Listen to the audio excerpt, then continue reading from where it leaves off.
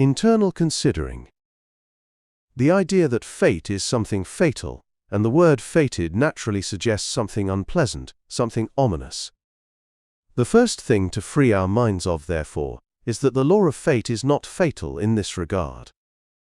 It may be an individual's fate to be a great success, to rescue their country from revolution, or uphold it at a time of disaster. So we need not believe that fate is necessarily negative. Yet the word, by association, often suggests something evil. Hence the need to see fate in quite some different light. For example, a person may be preserved from many dangerous accidents by their fate. By their fate, they are not allowed to die before their allotted time. In this sense, fate means nothing terminal or deadly, but on the contrary becomes a preserving force. We know scarcely anything about one another, even less about ourselves, so cannot decide whether fate or accident is acting upon a person at any given moment. We can realize, however, with regard to ourselves, that when we are very identified, or in bad negative states, that we are more exposed to the law of accident. By accident is not meant simply physical calamity, such as being shot or injured in a vehicular misadventure. The center of gravity of the meaning of accident is that something occurs which does not properly belong to us. We may, for example, become tied up with the affairs of someone who has no real connection to us at all, yet as a result become involved, or drawn in a way that has no real relationship to ourselves. Suppose somebody advises us to purchase a ticket for the lottery and we do so, then find ourselves the possessor of hundreds of thousands of dollars. Would this belong to accident or fate in our life? It would belong to accident, and therefore do us no good. In fact, most likely interfere with our right path in life. Accident would in this case become fatal, in the ordinary sense. How many accounts have we heard of lottery winners being ruined by their unexpected windfall? P.D. Ouspensky would say that, quote, "When people begin to feel this work, they begin at the same time to move in the direction of their essence, which is under the law of their rightful destiny, and their fate." We cannot expect to win lotteries, to gamble more successfully, and so on. We cannot expect to be more lucky in the ordinary sense of the word. He was talking at the time to someone who had pulled off a lucky bet at the horses, then asked whether this was due to the work. He confirmed that this was simply due to accident, saying, "Suppose you were very lucky, do you think that this work would make you still more lucky? On the contrary, you must be prepared to find that you probably lose this accidental luck of yours." The moment of our birth is fatal, the exact day, the exact time, and the exact place. We are born to the same parents, in the same house, on the same street, and with the same siblings. The moment of our death, however, is not fatal. Essence causes our birth, and essence is under the law of fate, so that when we are born we are pure essence, because we have as yet acquired no personality. The color of our eyes, our stature, our hair and skin color are the products of destiny, the culture we are born into, and language that we are taught to speak. It may be our fate to die early, however, once personality begins to surround essence, and then false personality begins to invent itself, we are acted upon by the law of accident. We are born into a world of sleeping people, and very early learn from them to fall asleep ourselves. If we could remain awake, we would maintain that contact with essence, and so, with our fate. Essentially, through fate, a person might be an artist, a musician, an accountant, and so on. If their essence has been developed in a previous recurrence, the individual may feel their fate early on as inclination, their calling if you prefer, more strongly so than any life influences that are forming their personality. However, ordinarily we become surrounded by personality, through imitation and suggestion, so that we lose touch with ourselves, and then pass away from the law of our fate. At this point anything can happen to us, because we are then more or less under the law of accident. We begin to do and to say things, we begin to imitate other people, and all this may have little or nothing to do with us at all. It may put us in situations that do not properly belong to us, where we could find ourselves surrounded by an enormous number of greatcoats, which have gradually to be stripped off. We have to learn what it means to say to ourselves, "I am not really like this. That is not me." This is the work of inner separation which leads in the direction of essence, and so towards the development of our essential life, which is under the law of our fate, propelled by our real destiny and our real meaning. From this, our real individuality begins to be formed. This path is only possible, though, through self-observation and a great deal of inner separation. Notice that we have in us eyes that we need to separate from, because they lead us into all sorts of accidental and probably meaningless situations that more deeply placed eyes in us know are quite useless, which always lead in the wrong direction. We begin to know that these eyes misdirect us. When we realize that, we begin to understand what accident means, and from our growing dislike of those eyes we know a deeper consciousness through which we recognize these wrong eyes. We prefer over time the association and contact of eyes belonging to the groups that form that deeper consciousness. When you say to yourself genuinely, "This I that is speaking through me at the moment is not really I," then you know you are aware of something deeper, and begin to understand what the real or more essential part of you is, to which belongs your fate, to what you really are. You then begin to understand practically something about what accident and fate really mean in yourself. All internal considering is due to the presence in ourselves of eyes that internally consider. One side of self-observation is then to observe these eyes. If we simply try to observe internal considering without turning our attention to observe the eyes in us that love above all to make accounts, then we will not be able to separate from them. We have in us a very large number of eyes that seek to do us the utmost harm, and in fact, to destroy our lives.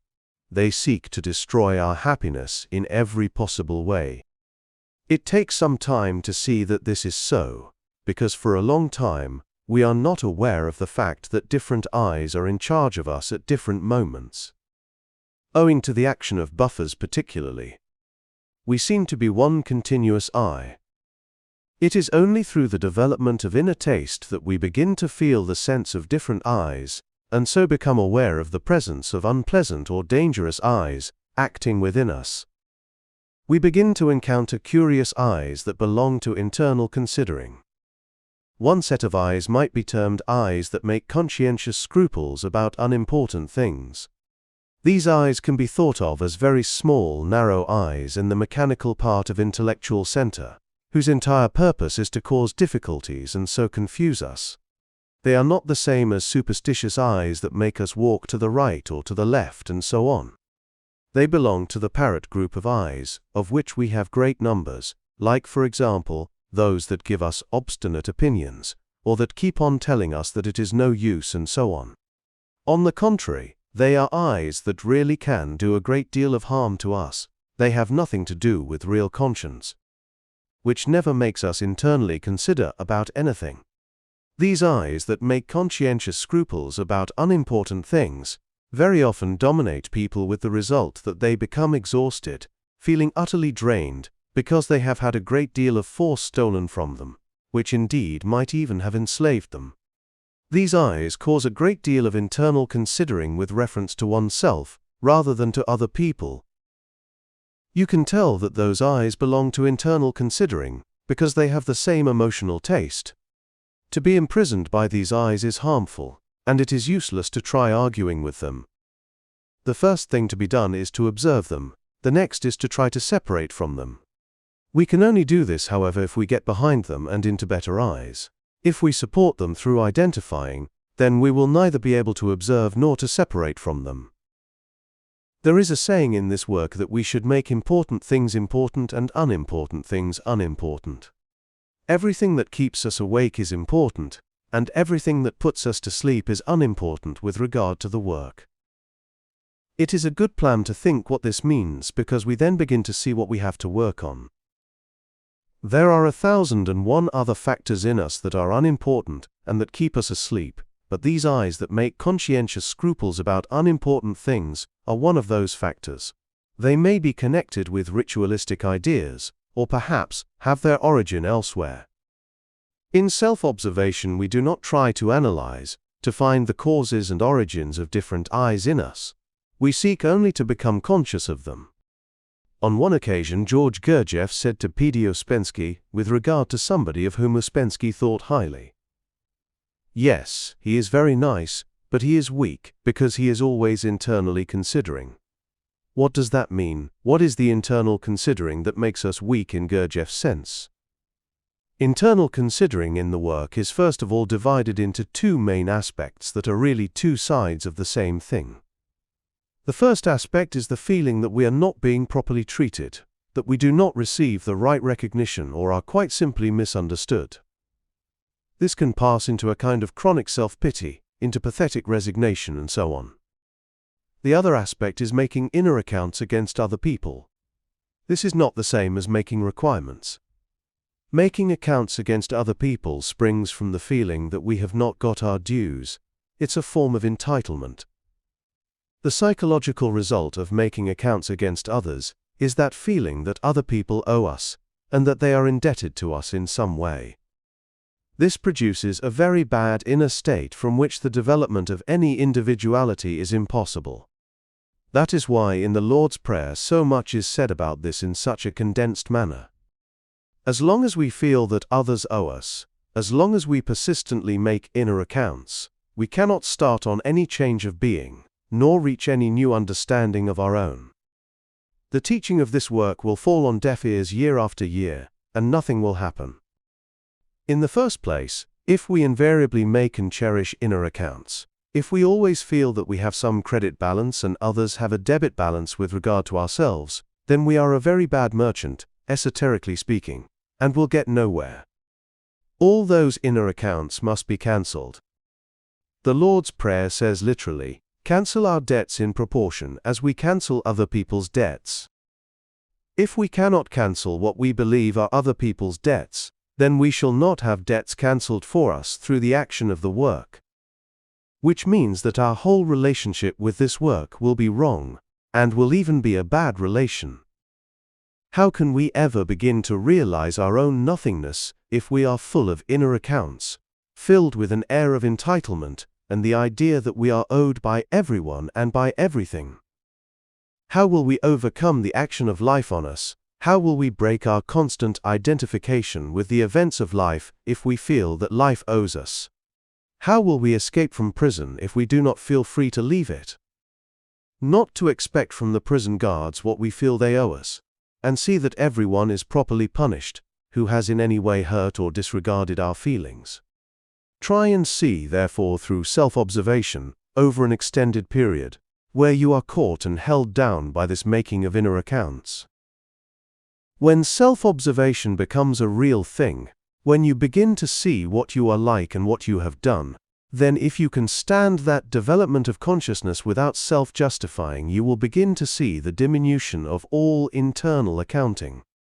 You will feel a release from yourself, and with that release feel a broadening, a change in the feeling of self.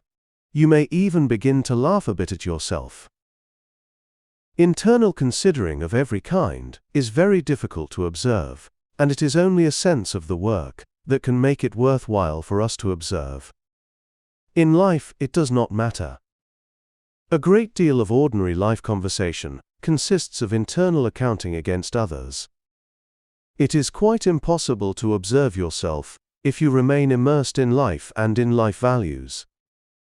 Life values do not develop this inner taste that the work speaks of, the development of which leads eventually to real conscience, in which there is no internal considering.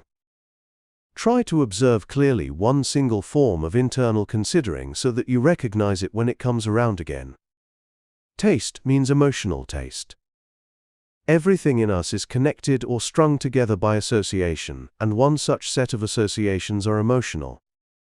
If you recognize the emotional taste of an eye in you, then you will be able to recognize other eyes having the same emotional taste. Not in one day, not in a week, but very gradually through time. If you begin to really dislike that emotional taste, then you begin to be free from the power of those eyes which have been sitting in your house, taking charge of you, eating your food, spending your money, and spoiling your life all this time. Indeed, you will wonder what on earth you have been doing all the while, and why no one ever told you about this before. The first thing to begin to notice is that what we observe is not ourselves. Gurdjieff advised, to begin self-observation and self-study, it is necessary to divide oneself. We must realize that we indeed consist of two as a starting point. As long as we take ourselves as one person, we will never move from where we are. Our work on self starts from the moment we begin to feel at first two people within us. One is passive, and the most it can do is to register or observe what is happening to it. The other, which calls itself I, is active, speaks of itself in the first person, and is in reality only an invented, unreal person. Let's call that invented person in us X. When a person understands their helplessness in the face of X, their attitude towards themselves and towards X in them ceases to be either indifferent or unconcerned. Self-observation becomes the observation of X. A person begins to understand that they are not X, and that X is nothing but the mask that they wear, the part that they unconsciously play, and which unfortunately they seem unable to stop playing. A part which rules them and makes them do and say 1,000 stupid things, things that they would never do or say themselves. If they are sincere with themselves, they will feel that they are in the power of X, but at the same time that they are not X. They even begin to be afraid of X, to feel that X is the antagonist. No matter what we would like to do, everything is altered and intercepted by X. X is the enemy because X's desires, sympathies, thoughts and opinions are either opposed to our own views, feelings and moods, or they have nothing in common with them.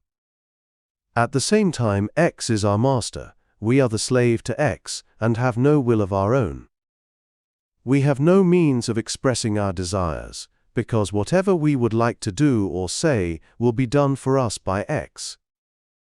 On this level of self-observation, an individual must understand that their whole aim is to free themselves from X. Since we cannot in fact free ourselves from X, because they are ourselves, then we need to master X and make ourselves do, not what the X of any given moment wants, but what we ourselves would like to do. From being the master, X must now become subservient. The first stage of work on oneself consists of separating ourselves from X mentally, in being separated from them and keeping apart from them. Our whole attention must be concentrated upon X, for a person is unable to explain what they themselves really are. We can explain X to ourselves, and so with this we must begin to work, remembering at the same time that we are not X.